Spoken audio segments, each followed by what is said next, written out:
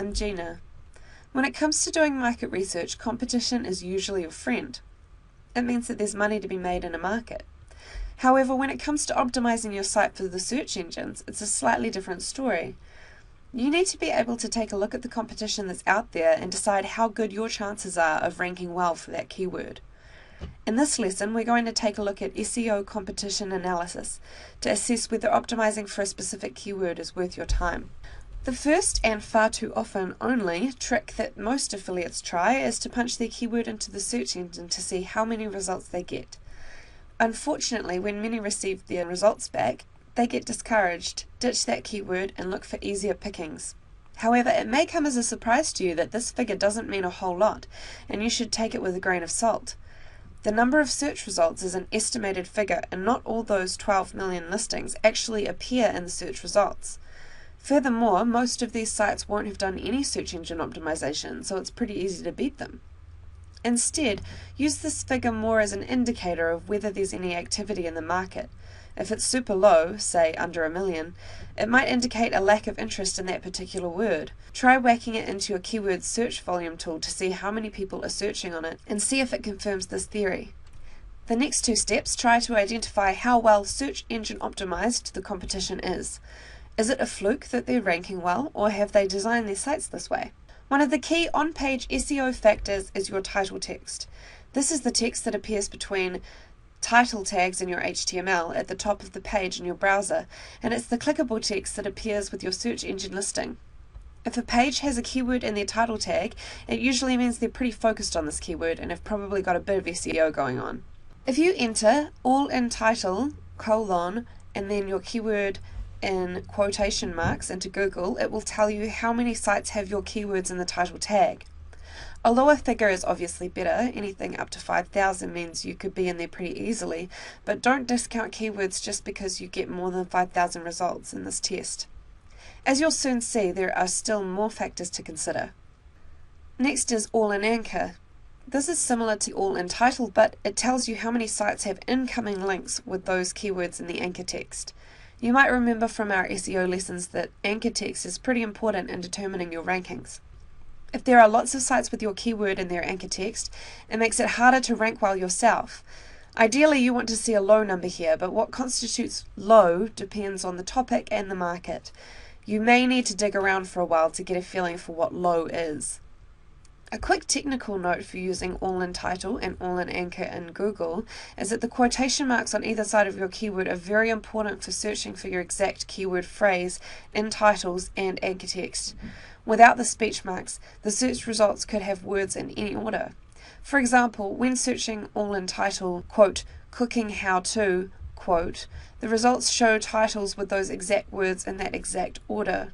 If there are no quote marks, the phrase could be broken up or in the wrong order. For example, all-in-title, cooking how-to has results where how-to and cooking are separate and in reverse order. Also, the all-in part of all-in-title or all-in-anchor is very literal. You can search for in-title or in-anchor, but there's no guarantee all of the words will come up in the search.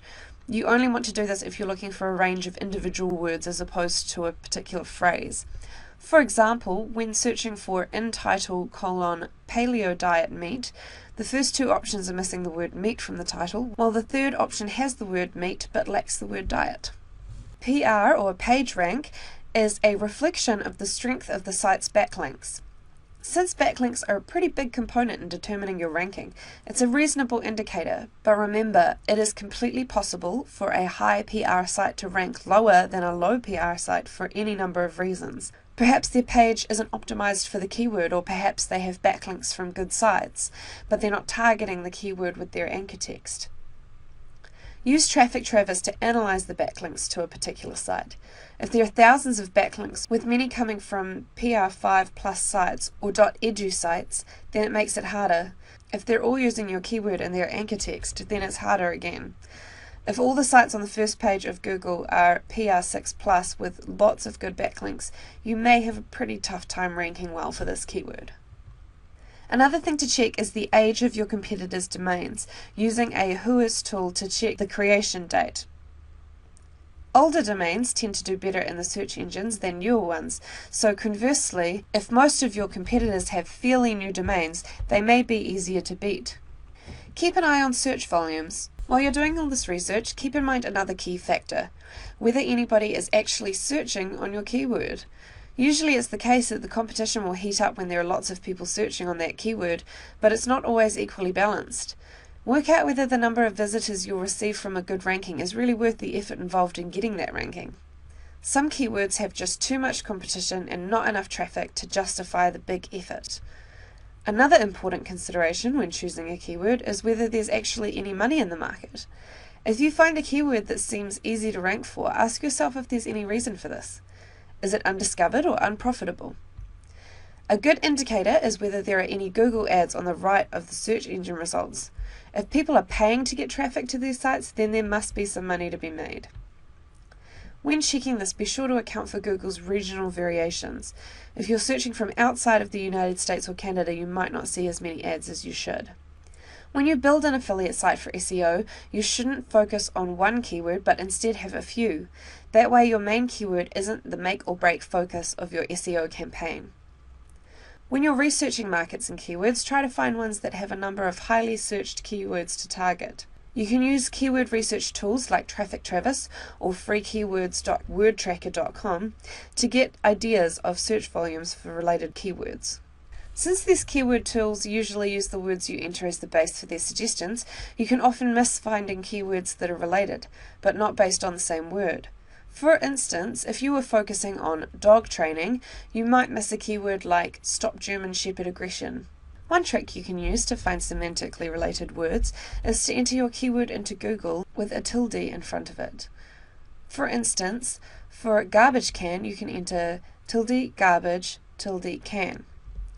When Google returns results, you'll see that there are a bunch of words on the page listed in bold.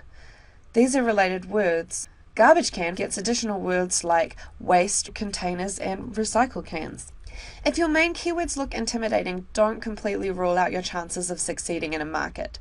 Take another look and do some lateral thinking and see if there are any easier words in the market that you can tackle first. For example, a keyword like trash cans has a lot more competition and would be harder to rank for than a word like garbage cans. If you can optimize your site for a few easier keywords, you can get just as much traffic as if you ranked highly for that one difficult keyword. As a bonus, the more targeted search terms tend to earn you more money as well.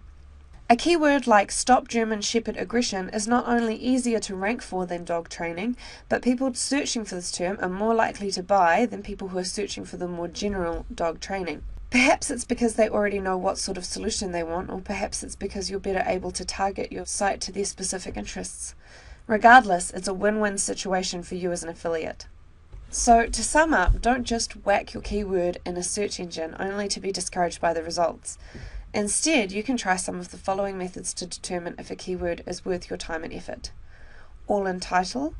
If most of your competitors don't appear to have your keyword in their title, they may not be SEO optimized and could be easy to beat in the rankings.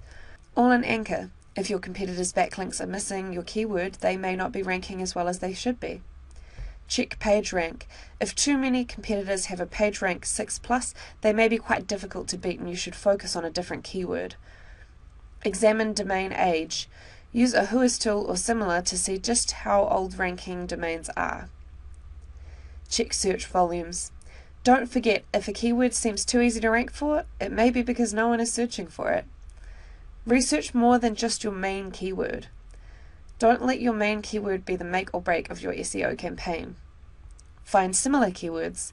You may find targeting similar keywords is easier than your main keyword while returning the same results. Check some targeted keywords. Using more specific or created targeting can not only improve your rankings, but even improve your conversions, since you can target customers who already know what they're looking for. Thanks for listening, and I'll catch you next time.